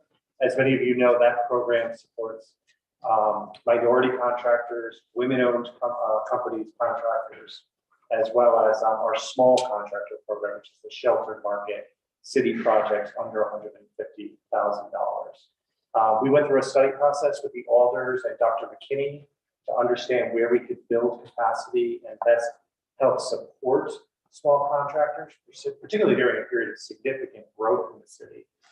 We did $10.9 million in New Haven-based contractors, business to New Haven-based contractors just last year, 6.4 million to minority contractors. Already, 101 College Street has delivered 4 million to minority contractors, to give you a sense of the growth and the opportunity. And Dr. McKinney felt in particular that we needed more outreach and monitoring to make sure that we were unlocking all of the opportunity through our development agreements in particular. So this program for fiscal year 23 would also launch 4 programs that we would measure against for CDBG. The first is a contractor public bidding assistance program. Many of you may have seen the announcement by the federal government. The SBA came to Hill House 2 weeks ago. Kathy spoke, Mike Fumiati was there, Will was there, just recognizing the opportunities coming through federal procurement. And that's not a space we've done a lot in. So there will be one program specific to assisting contractors to build and bid on federal jobs. The second is a healthcare construction program. This would be a training module more specifically geared so that our contractors are better equipped to work in a healthcare setting. Neuroscience comes to mind, some of the healthcare clinics.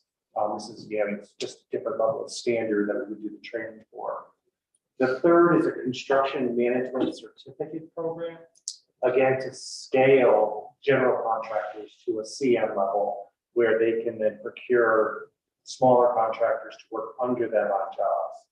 And the fourth, which we're very excited about, it's underway, and it parallels what we're doing with the American Rescue Plan Act, is a green contractor initiative.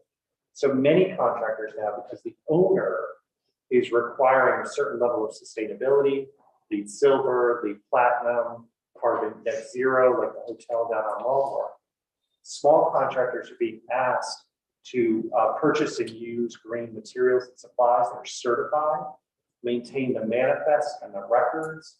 So this training program is all about making sure our small contractors understand what these materials are, how to use them, and then document it. Because down the road, the prime contractor is going to need all of that material as backup, otherwise they won't get certified. So that class is very popular. It's underway. There's 15 contractors or so in the room and very engaged. So we're very happy about that, excited for it. And that'll give you a sense as to where we'd like to take small contractor, which is the second of our 2 programs under Department 724 this year. I just like to add one thing. We are now virtual. So since we've gone virtual, we get about 99% participation. And so we're going to continue with our virtual platform.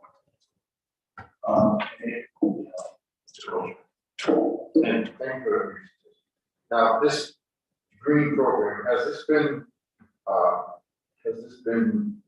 provided to the small contractors yet? Anyone taking that up?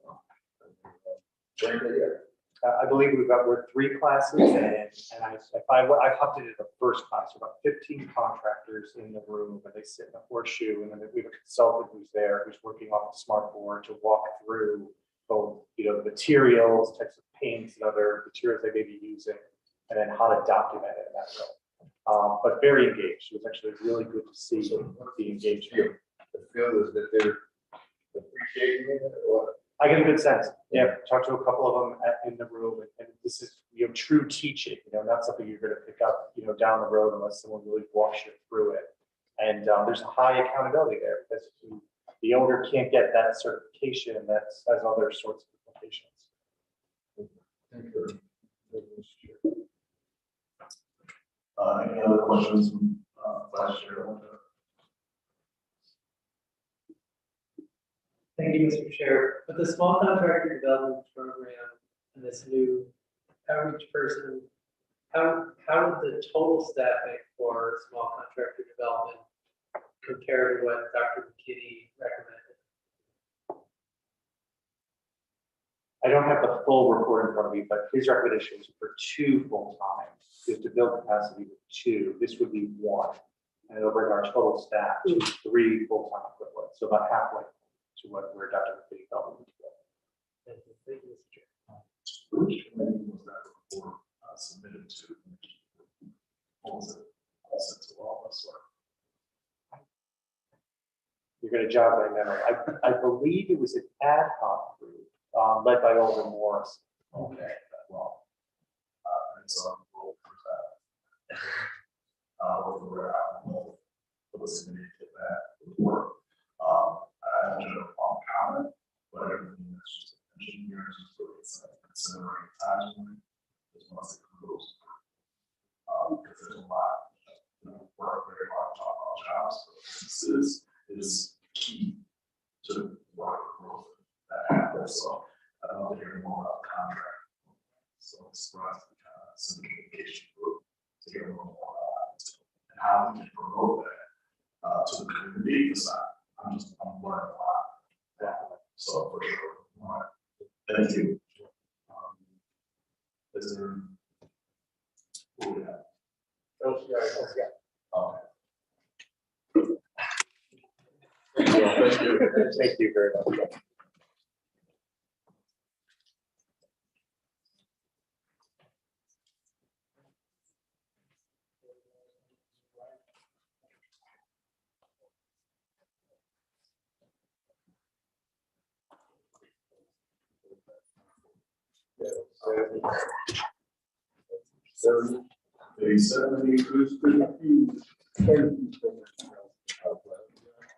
Okay.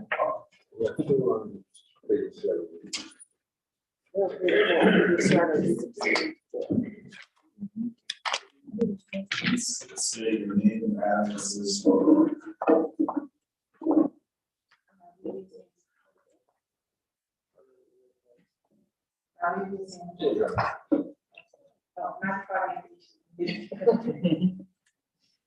Mark Schroeder, Deputy Director of LCI, 17010, City of Connecticut.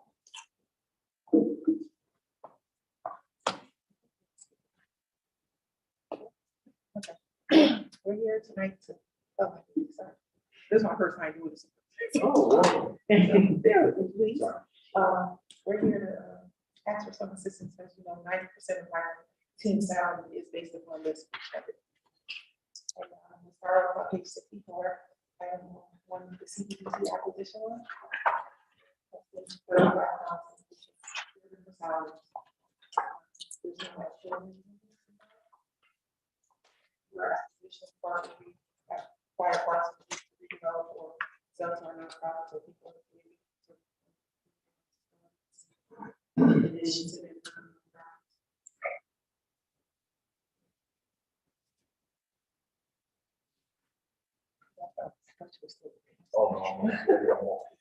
Next on page 64 is the property management line. My property management line requested 24324, which is also. Properties, we repeating the properties and the way other properties.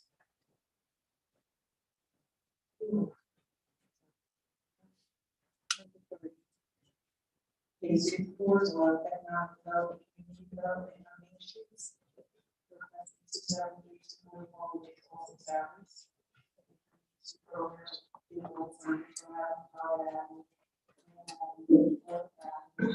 and C Street.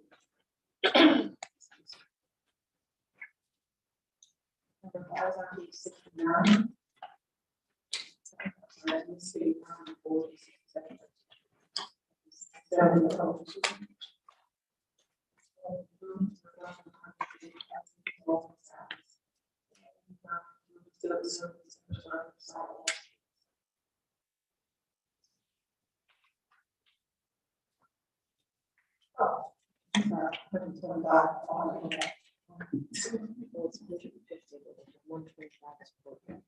Okay, $125 over. Sorry, that's why. Page 69 is Golden Board.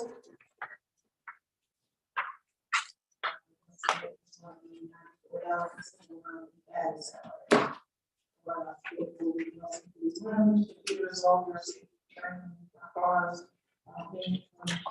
certifications are required for us. Putting overnight.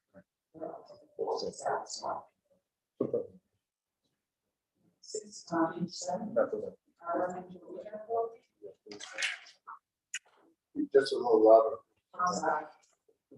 70, there are $1,436,741. And our net salaries,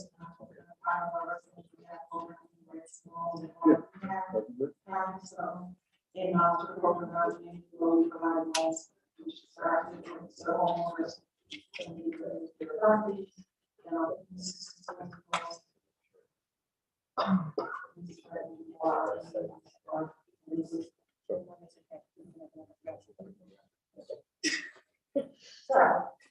that's all. Any questions from members of the committee? Call.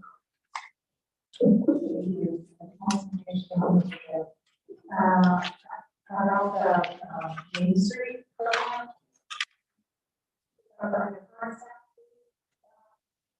There's myself, the new leader, and Jackie Green goes to You have one that's a red mediation line that you requested, it looks like it's near that. Okay. So is there any funding available for that? Another source or no?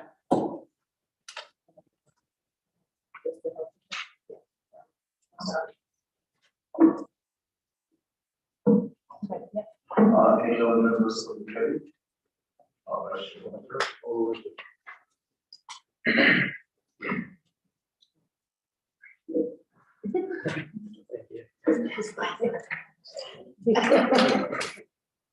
Thank you, Mr. Chair.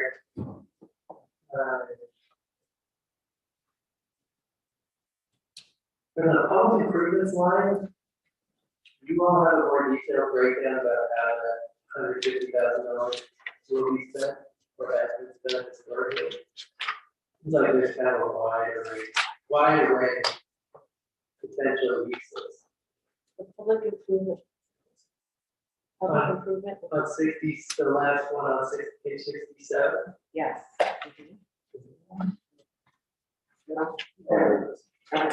$125,000 in program funding is generally for public facility improvements. That's what most of public improvements is used for. Sometimes we put it into parks improvements, or we do, it's mostly public facility improvements. The shelter, I think we used, this year we used it for, some of it is for the Boys and Girls Club for their HVAC upgrade.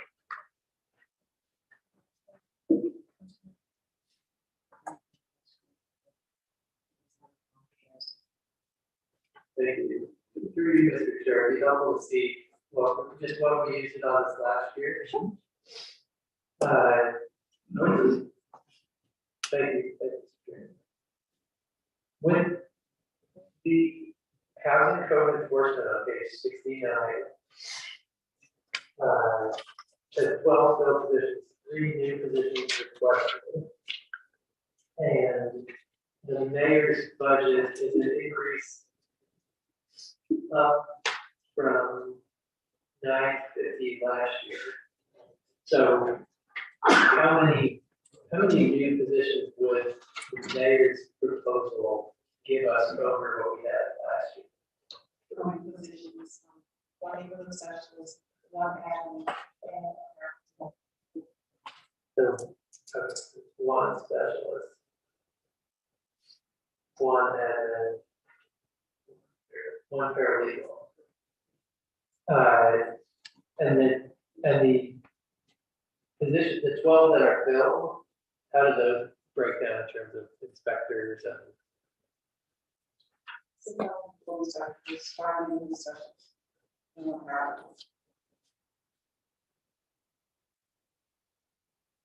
So we wouldn't have more inspectors in the field with this request, but we would have more support for those inspectors. Is that sort of the thinking? Like, our neighborhood specialists are under the force as well.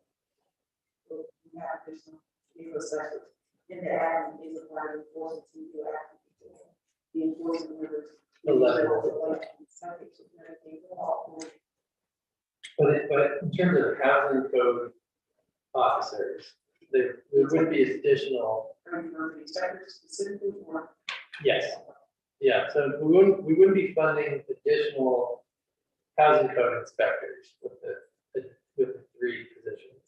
No. Okay, we have new specialists, so the specialist would be the new enforcement and the admin person that support letters. Thank you. Any other members of the committee? Any questions? All right, action has been said. 870. LCI residential rehab.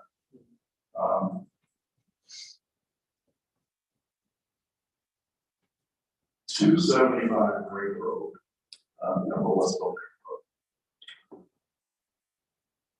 Resident went through this program, actually had a good experience until they realized that there were a lot of issues with materials. They didn't need a contractor, I'm not sure what the exact issue was, but I would like to know how we can rectify that situation. That's one. I'm pretty sure we all are aware of the details of that tunnel. We're not on record. You should know that I personally invested in trying to solve that problem before we approved this line item.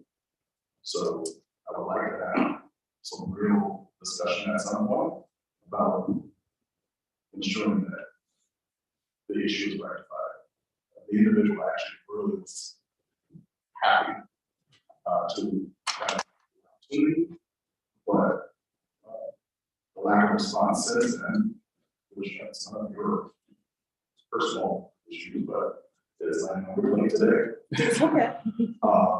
We need to rectify the situation of this process, otherwise we'll have some really serious issues and conversations about this particular line item because of this individual's experience in this.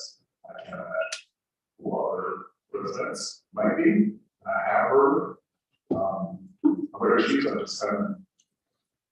pursued it in the hopes that these individuals would get responses. So, I'm just gonna say one thing, and it's in Corporation Council. It is now a legal matter between the city and this homeowner. There's more to it than we can discuss. all right, that's an update number. Sure. Sure.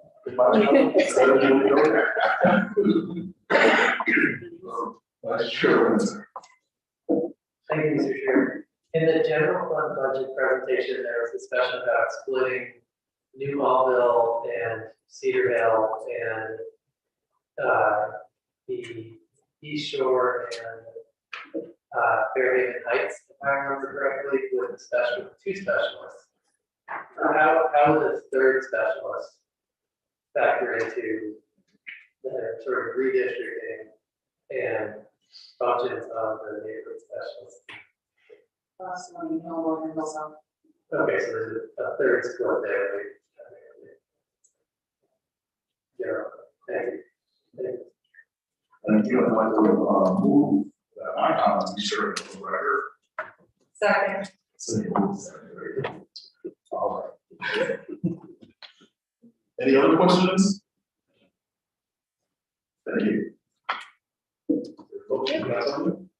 I did, yes, I did hear that you would be adding another neighborhood specialist, and I say, I did, a lot of the residents in, the wards that are having difficulty, because you have one representative running around for 4 wards. It's very difficult, although this young lady is doing a fantastic job. Yeah, we don't want her to be burned out.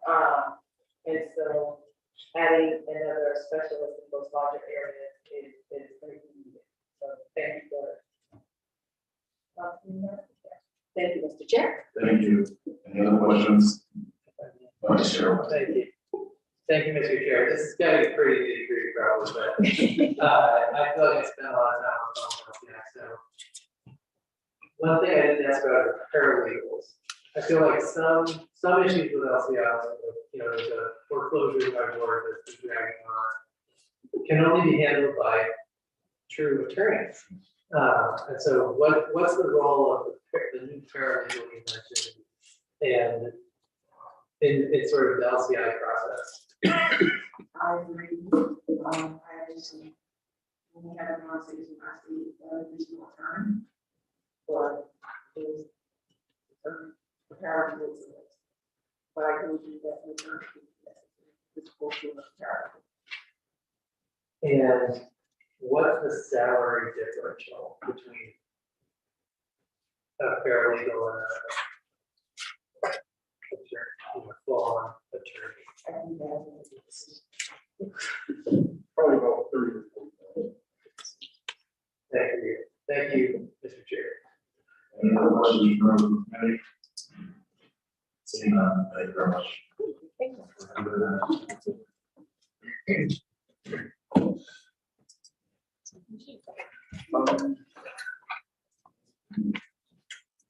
Chair will entertain.